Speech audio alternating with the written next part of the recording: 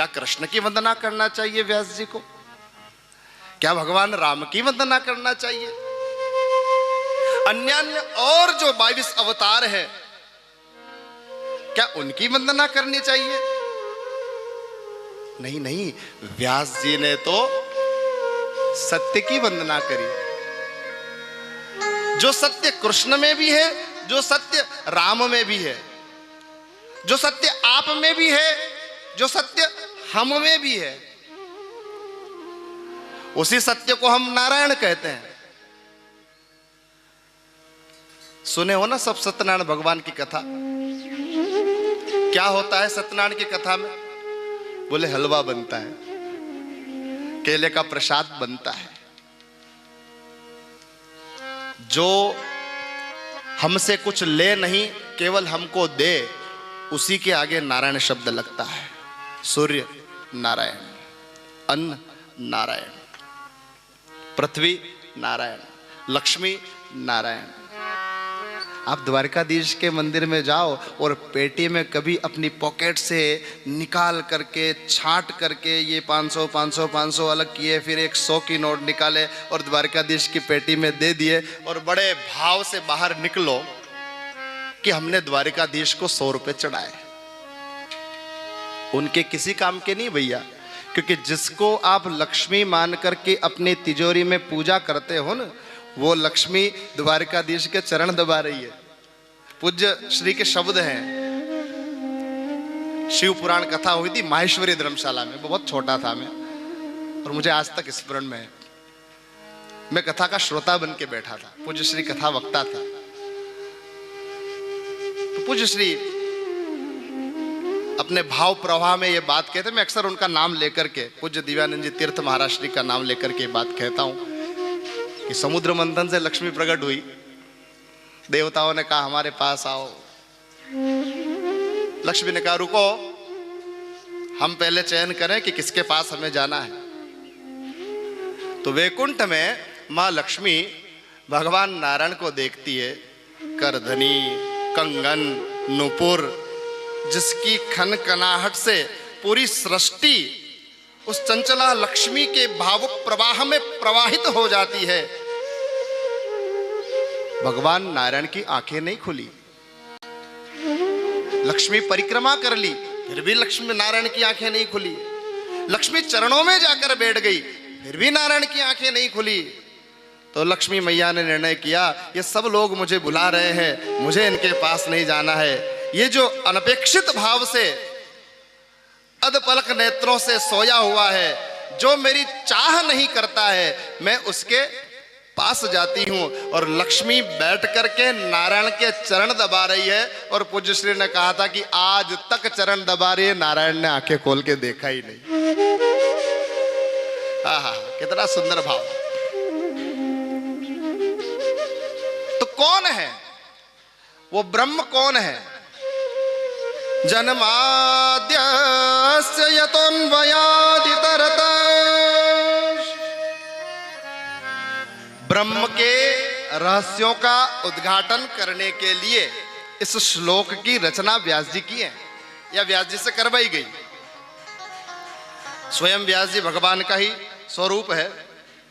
यहां पर अन्वयादि तरतश्चार्थेषु अभिज्ञ पद से भगवान सबके साक्षी और कर्ता प्रमाणित होने से उपादान कारण भी भगवान सिद्ध हो रहे हैं।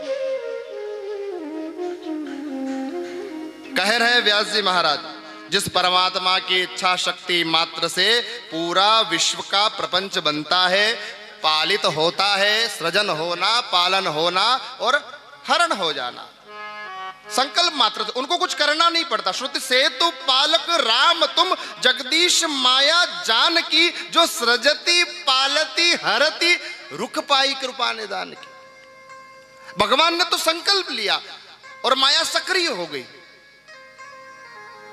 तभी होता है ज्ञानी नाम विचेतांसी देवी भगवती ही सा बलात् आक्रश्य मोहाय महामाया प्रयच्छति।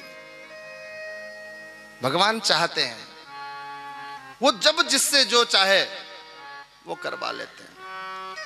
मानस में एक जगह दोहा आता है, धरे न काहू धीर सबके मन मन सीज धरे।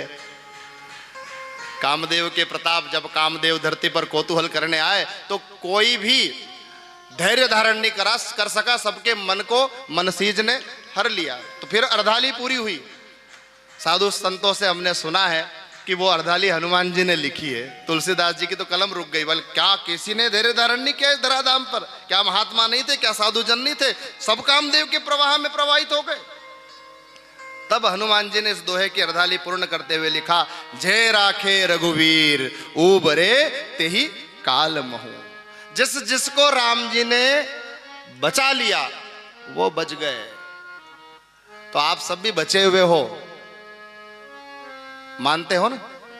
2 साल तक कोरोना की लहर चली, बच गए हो। और बच गए हो तो यहां पहुंच गए हो। अब यहां पहुंच के क्या करोगे? बोले महाराज गंगा आरती करके पहुंचे तब तक कचौड़ी खत्म हो गई। महाराज नाश्ता कर नहीं पाए आज, और आप भी कथा में खूब खींच दिए, तो महाराज भूख लग रही है। मैं रोज पूछता हूं, महाराष्ट्र में रोज पूछता हूं इनसे, यहां क्यों आए हो? फिर जवाब भी मैं देता हूं। उस दिन रसमलाई बनी हो तो मैंने रसमलाई पाने आए हो? चूड़ी कंगन मालाएं खरीदना बंद करना। हाथ में माला हो बहुत अच्छी बात, न हो गंगा के तट पर बैठना, साधुओं के चरणों में बैठना, आंख बंद करके अपने घट रूपी माला से राम राम जपना, कृष्ण कृष्ण जपना। ये 7 दिन जीवन में बार बार मिलने वाले नहीं हैं, बार बार आने वाले नहीं। बड़ा सौभाग्य, बड़ा सद्भाग्य हम लोगों का, महापुरुषों का सन्निधि प्राप्त है। तीर्थों में जब जब कथा होती है हमको खूब अनुभव होते हैं, और आज तो इतना दिव्य अनुभव हुआ। आहा, कथा का फल पूरा होगा तब की तब देखेंगे, आज ही मिलना प्रारंभ हो गया। तो वो परमात्मा हिरण्यगर्भ नहीं है, बल्कि ब्रह्मा जी को जिसने स्वयं वेदार्थज्ञ ज्ञान का प्रतिपादन करके बताया, वो कैसा है? बोले स्वराट। कैसा है भगवान? बोले स्वराट। जो अपने स्वरूप में प्रतिष्ठित रहता है और अपने प्रकाश से सारी दुनिया को प्रकाशित करता है। स्वयं प्रकाश प्रकाशक रामू। स्वयं प्रकाश का स्वरूप है राम जी, और जगत का प्रकाशक भी राम जी। तो न तो राम को वंदन किया, न कृष्ण को वंदन किया, न अन्य 22 अवतारों को वंदन किया। प्रथम स्कंद के मंगलाचरण के प्रथम श्लोक में व्यास जी महाराज ने सत्य को वंदन किया है। बोलिए सत्यदेव भगवान की जय। आज पूर्णिमा है ना, तो थोड़ा सा 2 मिनट में इसको भी समझ लो।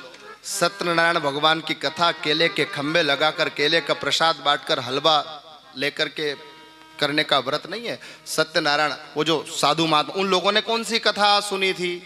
शतानंद हुआ, साधु नाम का वैश्य हुआ, इन लोगों ने कौन सी कथा सुनी? उल्कामुख राजा हुए। कथा तो अपनी जगह उन लोगों से कथा बनी है, पर सही बात यह है कि सत्यनारायण का व्रत जिसने किया, इस व्रत का अर्थ है सत्य का व्रत। आज के बाद हम असत्य, इसीलिए वो साधु वैश्य डिले कर रहा था व्रत को। बोले कि अरे अभी से सत्य का व्रत ले लेंगे तो व्यापार कैसे चलेगा? बेटी हो गई है, इसका विवाह कैसे कर पाएंगे? तो सत्य का व्रत लेना ही सत्यनारायण भगवान की कथा है।